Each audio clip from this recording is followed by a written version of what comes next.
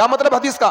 حدیث کا مطلب یہ ہے کہ اس کا ایمان پر خاتمہ بھی مشکل ہے، کہ جو شخص استطاعت کے باوجود حج کر سکتا تھا لیکن وہ ٹالتا رہا کہ یہ والا پلاٹ خرید لو، اب کسی اس کو ملا کے بنا لو، اب کسی 2-4 منزل کا مکان بنا لو، اب کسی بیٹی کی شادی کر لو، اب کسی یہ کر لو، اب کسی یہ کر لو، اب کسی یہ کر لو، پھر دیکھیں گے وہ گھوڑا بھاگ یہی لگاتا رہا. کیوں؟ کیونکہ جناب نبی کریم صلی اللہ علیہ وسلم نے ایک قربانی اپنی طرف سے کی اور ایک مینڈھا ذبح کیا پوری امت کی طرف سے. یہ حضور کی محبت دیکھیے اپنی امت سے کہ حضور ایک قربانی کروا رہے ہیں اپنی طرف سے، اور ایک مینڈھا آپ نے ذبح کیا کس کی طرف سے؟ کہ اس کا ثواب میری امت کو مل جائے. سب تم ہی کھا رہے ہو. بھائی عید کے دن میں یہ دیکھتا ہوں کہ یار دکانوں پہ بھیڑ لگی ہوئی ہے، دکانوں پہ بھیڑ لگی ہوئی ہے، بکرے کیا ہے مرغے کا گوشت بک رہا ہے اور سب بک رہا، بھیڑ لگی ہوئی ہے. اتنی بڑی تعداد میں قربانی ہوتی پھر بھی لوگ گوشت لے جا رہے ہیں. آپ کی ذمہ داری بنتی ہے کہ آپ اپنے محلے میں جو غریب ہیں جن کے وہاں قربانی ہو رہی پہلے سے آپ ان کو بول دیں بھائی گوشت مت لے کر آنا. قربانی کرتے سب سے پہلے ان کے وہاں گوشت پہلے اس کو بول دیں بھائی گوشت نہیں منگانا عید کے دن، ہم بھجوائیں گے آپ کے وہاں گوشت، تاکہ وہ دکانوں پہ جا کے لائن نہ لگائیں. آپ چن کے ان کا تلاش کر کے اپنے محلے کے غریبوں کو جن کے وہاں قربانی نہیں ہو رہی ہے آپ ان کے وہاں گوشت پہنچائیں. اور یہ نہیں 2 بوٹی، یہ کہ چلیں 2 بوٹی پہنچا، 2 بوٹی میں اس کا کیا ہو بیچارے گا؟ میں کم سے کم پاؤ بھر آدھا کلو گوشت تو پہنچاؤ. ذی قعدہ کا مہینہ چل رہا ہے اور اگلا جو مہینہ ہے اسلامی تاریخ کے اعتبار سے ذی الحجہ کا مہینہ ہے. ذی الحجہ کی 10 تاریخ کو پوری دنیا کے مسلمان عید الاضحیٰ یعنی جس کو ہم لوگ بقرعید کہتے ہیں، عید الاضحیٰ پوری دنیا کے مسلمان مناتے ہیں. اللہ تبارک و تعالی نے مسلمانوں کو سال کے اندر 2 خوشی کے موقع عنایت فرمائے ہیں، یا یوں کہہ لیجئے 2 اسلامی تہوار ہیں، ایک عید الفطر اور ایک عید الاضحیٰ.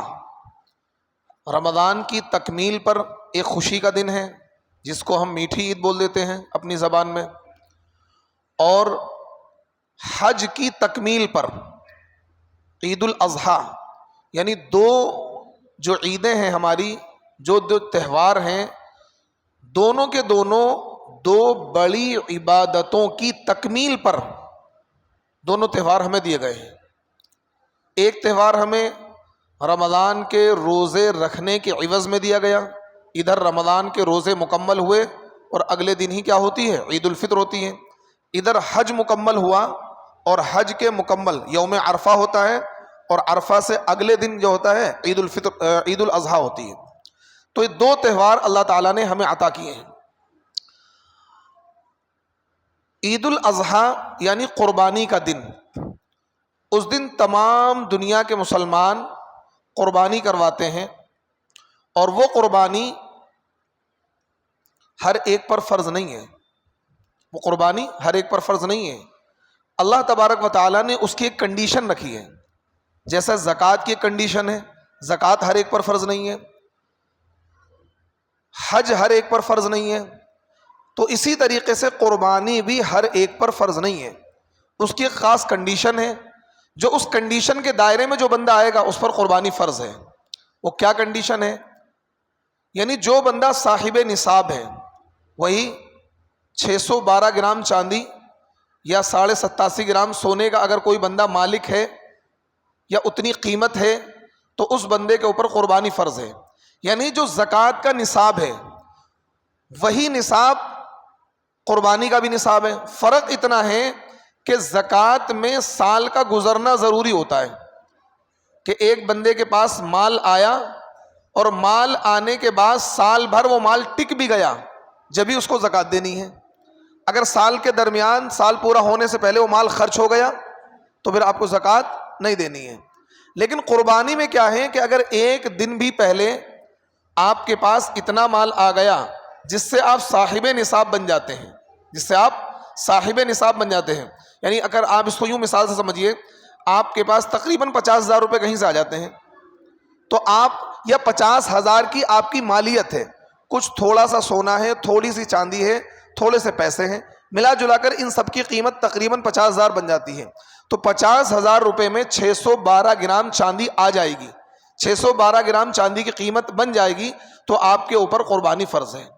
آپ کے اوپر قربانی فرض ہے. اب اس میں سال کے گزرنے کی کوئی ضرورت نہیں ہے، ایک دن پہلے بھی مال آ گیا تو آپ کے اوپر قربانی فرض ہے. اب گھر میں جتنے بھی فرد اگر الگ الگ ہیں، وہ سب کے پاس الگ الگ مال ہے. کئی مرتبہ کیا ہوتا ہے بیوی کے پاس عام طور پر مال ہوتا ہے، وہ اپنے میکے سے زیورات لے کر آتی ہے، اس کی مالک بیوی ہوتی ہے. شوہر کے پاس اپنا الگ مال ہے تو شوہر الگ قربانی کروائے گا، بیوی الگ قربانی کروائے گی.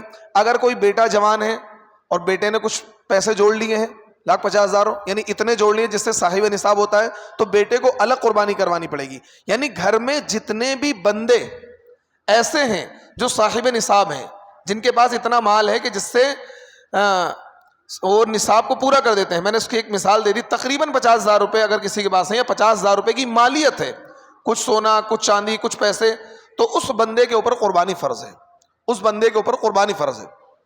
اچھا، قربانی کے تعلق سے ہمارے وہاں بڑی غلط فہمیاں بھی ہیں. بعض لوگ یہ کہتے ہیں، یہ کہتے ہوئے سنا ہے کہ بھئی پہلی قربانی ہے ماں باپ کے نام سے کرواؤں، یا پہلی قربانی ہے حضور کے نام سے کرواؤں. نہیں، آپ کیونکہ قربانی یعنی کہ ایک سال آپ نے کر لی، یا بعض لوگ کیا کرتے ہیں ایک سال اپنے نام سے کروا دی، ایک سال کسی کے نام سے کروا دی، ایک سال کسی کے نام. نہیں، جب تک آپ صاحب نصاب ہیں ہر سال آپ اپنی طرف سے قربانی ضرور کروائیں گے.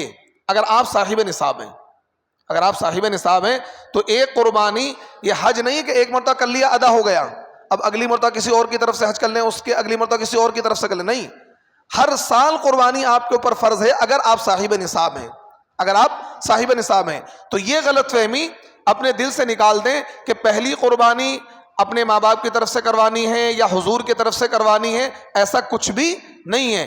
آپ کو ہر سال اپنی طرف سے قربانی کروانی ہے، آپ کو ہر سال اپنی طرف سے قربانی کروانی ہے. اگر اللہ نے آپ کو اور مال دیا ہے تو آپ کچھ قربانیاں اپنے مرحومین کی طرف سے بھی کروا سکتے ہیں، حضور پاک علیہ الصلوۃ والسلام کی طرف سے بھی کروا سکتے ہیں، اور کروانی چاہیے کیونکہ ہماری محبت اور عقیدت کا تقاضا یہ ہے. کیوں؟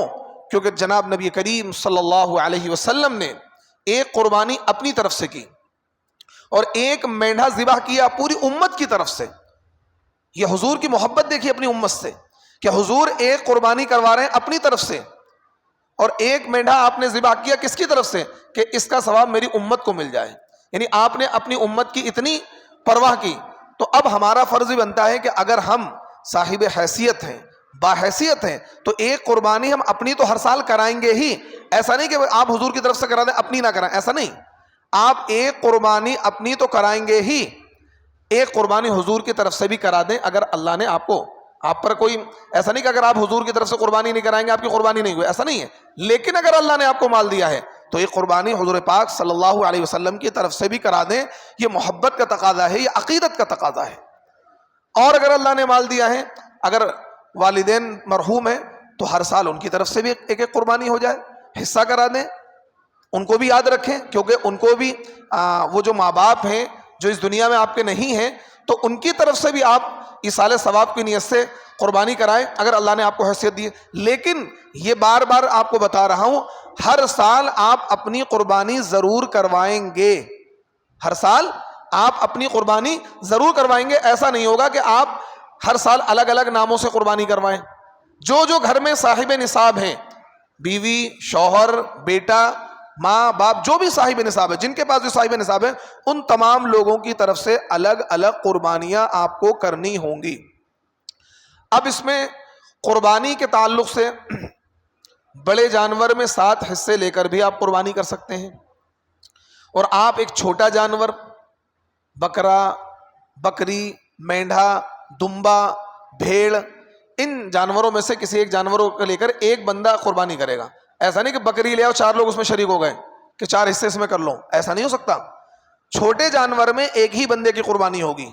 چھوٹے جانور میں ایک ہی بندے کی، بکری ہے، بھیڑ ہے، دمبا ہے، اور اسی طریقے سے کئی سارے جو چھوٹے جانور ہیں، بکری، بھیڑ، دمبا، بکرا، ان میں ایک بندہ، ایک قربانی ایک بندے کی طرف سے. بڑا جانور جو ہے بھینس ہے، تو اس میں ہم 7 حصے کر سکتے ہیں. 7 لوگ شریک ہو سکتے ہیں اس قربانی میں. لیکن ایک بات کا دھیان رکھیں، حصہ لیتے وقت جن لوگوں کو آپ حصے میں شریک کریں دیکھ لیں کہ اس کی آمدنی کیسی ہے. اگر ایک بندے کی بھی آمدنی گڑبڑ ہوگی نا، وہ مال حرام کماتا ہوگا، سود بیاج کا کام کرتا ہوگا، گڑبڑ کرتا ہوگا، تو آپ کی قربانی نہیں ہوگی. آپ کی قربانی نہیں ہوگی. اس بات کا دھیان رکھیں. جس جانور میں آپ حصہ ڈال رہے ہیں، آپ اس جانور کے جتنے بھی شریک لوگ ہیں، ان تمام شریکوں کو اچھی طرح جان لیں، پہچان لیں کہ ان میں سے کوئی ایک بندہ گڑبڑ تو نہیں ہے، جس کی آمدنی مشکوک ہے، جس کی آمدنی غلط ہے. تو اگر کسی ایک بندے کی آمدنی غلط ہوگی تو باقی لوگوں کی بھی قربانی کیا نہیں ہوگی؟ ادا نہیں ہوگی، کیونکہ ایک جانور میں قربانی ہو رہی نا. اب اس جانور کے 7 حصے بنیں گے تو ایک حصہ بھی اگر گڑبڑ ہے، ایک حصہ بھی گڑبڑ ہے تو صحیح ہو جائے گا. آپ اس کو ایک مثال سے سمجھ سکتے ہیں. آپ ایک پیالے میں دودھ رکھیں، اس میں 2-4 بوند پیشاب پہ ڈال دیں، 2-4 بوند پیشاب پہ. حالانکہ 2-4 بوند ڈالا آپ نے تو وہ دودھ کوئی پی لے گا؟ کوئی وہ دودھ پی لے گا؟ یا اس کو آپ کہیں گے صحیح دودھ ہے، کہیں گے خراب ہو گیا. تو اسی طریقے 6 حصے دار بالکل ٹھیک ہیں، ان کی آمدنی حلال ہے. ایک حصے دار کیا ہے؟ گڑبڑ ہے، اس کی آمدنی حرام ہے، وہ ناپاک مال ہے، وہ ناپاک مال ہے. تو اس ایک ناپاک مال کی وجہ سے 6 مال بھی ناپاک ہو جائیں گے. تو اس لیے حصہ لیتے وقت اس چیز کا بھی آپ کو خیال کرنا ہے. اب دیکھیے، جن لوگوں پر قربانی فرض ہو اگر وہ قربانی نہ کریں تو اس کے لیے بھی حدیث میں بڑی سخت وعید آئی ہے. اللہ کے نبی صلی اللہ علیہ وسلم نے ارشاد فرمایا کہ جو شخص استطاعت کے باوجود اگر قربانی نہیں کرے گا فلا یقربن مصلانا، تو ہماری عیدگاہ کے قریب بھی نہ آئے، ہماری عیدگاہ کے قریب بھی نہ آئے. کیونکہ اس دور میں عیدگاہ میں نمازیں ہوا کرتی تھی، مسجدوں میں نمازیں نہیں ہوا کرتی تھی عید بقرہ عید کی. تو اس لیے اللہ کے نبی نے اتنی سخت وعید ارشاد فرمائی کہ جو شخص استطاعت کے باوجود قربانی نہیں کرتا ہے یا قربانی نہیں کرے گا فلا یقربن مصلانا، تو ہماری عیدگاہ کے قریب بھی نہ آ جائے. جس طریقے سے اللہ کے نبی صلی اللہ علیہ وسلم نے ارشاد فرمایا کہ جس شخص نے استطاعت کے باوجود حج نہیں کیا اور خدا نہ خواستہ اسی حال میں اس کی موت آ گئی، وہ سوچتا رہا کہ اگلے سال کر لیں گے، ارے پھر کر لیں گے، ارے اگلے سال کر لیں گے، اور اسی کشمکش میں وقت گزرتا رہا، اسے موت آ گئی، تو اللہ کے نبی صلی اللہ علیہ وسلم نے ارشاد فرمایا کہ کوئی پرواہ نہیں ہے کہ وہ یہودی ہو کر مرے گا یا عیسائی ہو کر مرے گا. کیا مطلب حدیث کا؟ حدیث کا مطلب یہ ہے کہ اس کا ایمان پر خاتمہ بھی مشکل ہے. کہ جو شخص استطاعت کے باوجود حج کر سکتا تھا لیکن وہ ٹالتا رہا کہ یہ والا پلاٹ خرید لو، اب کسی اس کو ملا کے بنا لو، اب کسی 2-4 منزل کا مکان بنا لو، اب کسی بیٹی کی شادی کر لو، اب کسی یہ کر لو، اب کسی یہ کر لو، اب کسی یہ کر لو، پھر دیکھیں گے وہ گھوڑا بھاگ یہی لگاتا رہا اور اسی طریقے سے وقت گزار دیا اور موت کے فرشتے نے آ کے لبیک بول دی، آ جاؤ بھائی چلو وقت آ گیا ہے. اب آپ اس سے یہ کہو کہ بھائی ایسا کرو 2-4 لاکھ روپے لے لو، کچھ تو تھوڑا سا موقع دے دو، تو وہاں ایسا نہیں ہوگا. وہاں 1 سیکنڈ کا بھی وقت نہیں دے گا وہ، 1 سیکنڈ کا بھی، 1 سیکنڈ کا بھی. اگر آپ یہ کہو نا بھیا بس 1 سیکنڈ کا تو وقت دے دو، 10 سیکنڈ کا دے دو، کچھ اس کے عوض کیا ہے کچھ سودے بازی کر لو، ایسا نہیں ہوگا. تو اس لیے موت کا فرشتہ کب آ پکڑے گا کسی کو کوئی پتہ نہیں ہے، اچانک آئے گا. آپ کو 2-4 دن، یہ نہیں کہ 2-4 دن پہلے کچھ احساس ہو جائے گا بھائی میری موت آنے والی ہے. اگر ایسا ہو جائے پھر تو سارے کام انسان کر لے، جلدی سے 2 رکعت نماز توبہ کے پڑھ لے گا، جلدی سے جس کا جو لین دین اس کا ادا کر دے گا کہ چلو بھائی پرسوں موت آ جائے گی. نہ، 10 سیکنڈ پہلے تک بھی انسان کو خبر ہوتی ہے موت آنے والی ہے. بالکل عین وقت جب لبے دم آ جائے گی جان، جب پتہ لگے گا اب کیا ہے بس 10-20 سیکنڈ میں جان نکلنے والا، اس وقت انسان تمنا کرتا ہے، اس وقت انسان فرشتے سے کہتا ہے بھیا تھوڑا سا پلیز تھوڑا سا ڈیلے کر دیں. فَأَصَّدَّقَ وَأَكُن مِّنَ الصَّالِحِينَ. بھیا میں نہیں کہہ رہا ہوں، حقیقت میں وہ بندہ ریکویسٹ کرتا ہے اور یہ کہتا ہے پلیز تھوڑا سا ڈیلے کر دیں. فَأَصَّدَّقَ وَأَكُن مِّنَ الصَّالِحِينَ. یہ قرآن کے الفاظ ہیں کہ میں صدقہ کر کے نیک لوگوں میں شامل ہو کر بس پھر لے چلنا، پھر مجھے لے چلنا، بس میں صدقہ کروں گا. وہ نماز کی ڈیمانڈ نہیں کرے گا، حج کی ڈیمانڈ نہیں کرے گا، وہ صرف یہ ڈیمانڈ کرے گا بھیا فَأَصَّدَّقَ وَأَكُن مِّنَ الصَّالِحِينَ، میں صدقہ کر کے نیک لوگوں میں شامل ہونا چاہتا ہوں، مجھے تھوڑا سا وقت دے دیں. فرشتہ کہے گا وَلَن يُؤَخِّرَ اللَّهُ نَفْسًا إِذَا جَاءَ أَجَلُهَا، وَلَن يُؤَخِّرَ اللَّهُ نَفْسًا إِذَا جَاءَ أَجَلُهَا. اب ہرگز کسی بھی قیمت پر جب تیرا وقت آ چکا ہے 1 سیکنڈ بھی ادھر سے ادھر نہیں ہو سکتا، سیکنڈ کا بھی اگر آدھا سیکنڈ وہ ادھر سے ادھر نہیں ہو سکتا. جو اللہ نے اس کو آرڈر کر دیا لا يعصون اللہ ما امرهم، فرشتوں کی صفت یہ ہے کہ جو اللہ نے ان کو حکم دے دیا اس کی نافرمانی نہیں کرتے. جو اللہ نے انہیں آرڈر کر دیا لا يعصون اللہ ما امرهم، فرشتہ ایک ایسی مخلوق ہے جو اللہ نے کہہ دیا کرنا ہے ادھر ادھر نہیں کر سکتا. اگر کہہ دیا اس کو لے کر آنا ہے تو لے کے جائے گا. وہ آپ کی چکنی چپڑی باتوں میں نہیں آئے گا. کبھی آپ سوچیں چکنی چپڑی باتیں اسے پھنسا لیں، ہو سکتا ہے ایسا پاسبل نہیں ہے. انسان چکنی چپڑی باتوں پھنسا لیتا ہے نا لوگوں کو. آج کل بڑے مطلب पैतरे चल रहे हैं, लोग चिकनी चुपड़ी बातों में फंसा कर लोगों से पैसा ऐंठ लेते हैं, कर्ज ले लेते हैं, फिर देते नहीं है, तरह तरह के मतलब हीले चल रहे हैं। और मुसलमान इस काम में तो बहुत माहिर हो गए हैं, बेईमानी करने में, मक्कारी करने में, किसी का माल हड़पने में, उधार लेकर ना देने में। ये इस काम में तो मुसलमान बहुत माहिर है माशाल्लाह। दाद देनी पड़ेगी इनकी कि किसी का लेकर ना देने में, बेईमानी करने में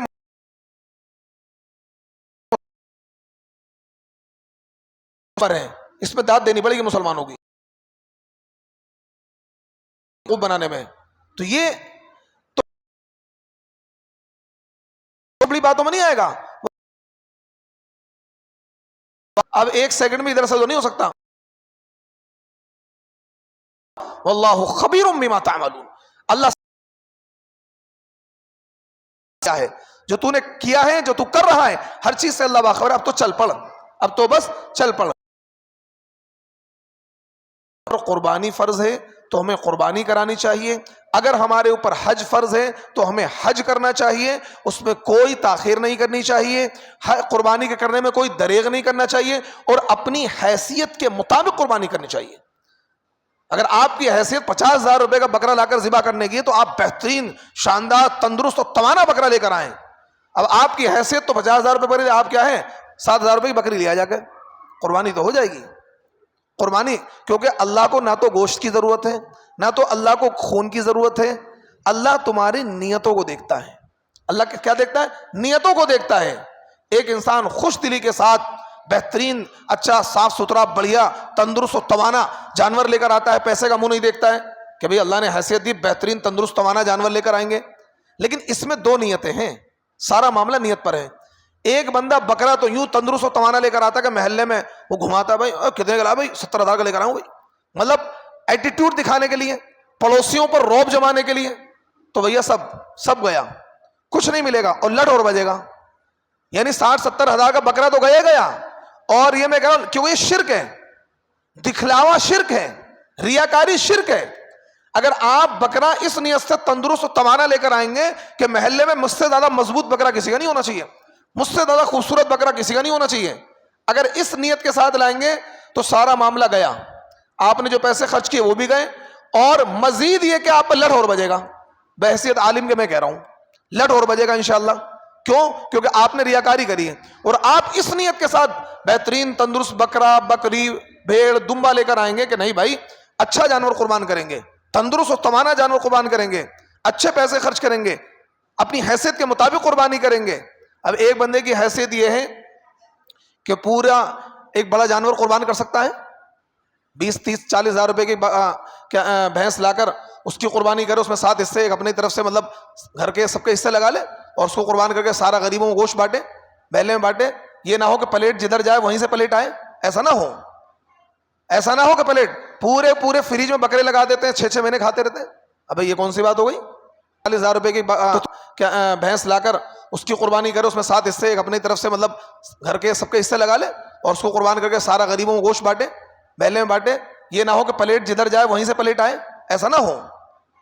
ऐसा ना हो कि प्लेट पूरे फ्रिज में बकरे लगा देते हैं, 6-6 महीने खाते रहते हैं। अब ये कौन सी बात हो गई?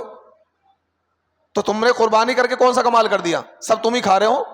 भाई ईद के दिन मैं ये देखता हूं कि यार दुकानों पर भीड़ लगी हुई है, दुकानों पे भीड़ लगी हुई है, बकरे क्या है, मुर्गे का गोश्त बिक रहा है और सब बिक रहा है, भीड़ लगी हुई है। इतनी बड़ी तादाद में कुर्बानी होती फिर भी लोग गोश्त ले जा रहे हैं। आपकी जिम्मेदारी बनती है कि आप अपने महल्ले में जो गरीब हैं, जिनके वहां कुर्बानी हो रही, पहले से आप उनको बोल दें भाई गोश्त वोश्त मत लेकर आना। कुर्बानी करते सबसे पहले उनके वहां गोश्त, पहले उसको बोल दें भाई गोश्त नहीं मंगाना ईद के दिन, हम भिजवाएंगे आपके वहां गोश्त, ताकि वो दुकानों पर जाके लाइन ना लगाए।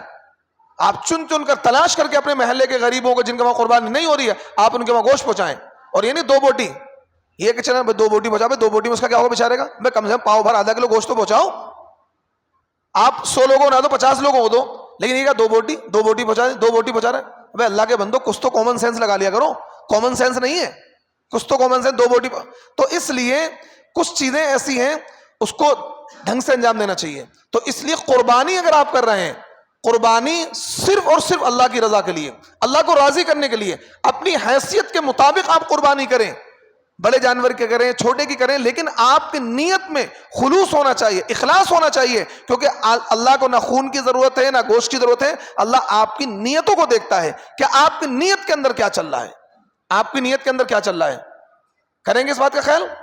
اور دوسری بات، میں نے آپ کو ایک بات بتائی کہ اللہ کے نبی صلی اللہ علیہ وسلم نے اس امت پر دیکھیے کس درجے شفقت کی ہے، کس درجے اس امت سے محبت کی ہے.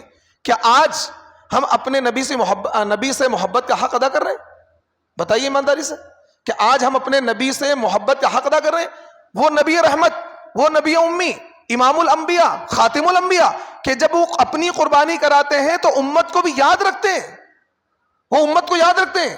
امت کی طرف سے انہوں نے ایک مینڈا ذبح کیا کہ اللہ اس مینڈے کو میری امت کی طرف سے قبول کر لیجئے، اس کا ثواب میری امت کو پہنچا دیجئے. اس درجے امت کی فکر.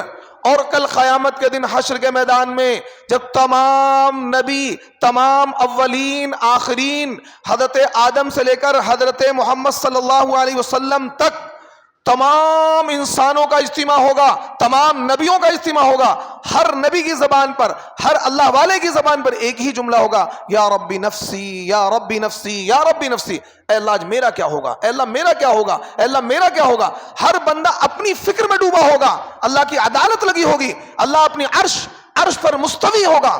اس وقت جناب نبی کریم صلی اللہ علیہ وسلم آپ کی زبان پر ایک جملہ ہو، یا ربی امتی یا ربی امتی یا ربی امتی. اے اللہ میری امت کا کیا ہوگا، اے اللہ میری امت کا کیا ہوگا.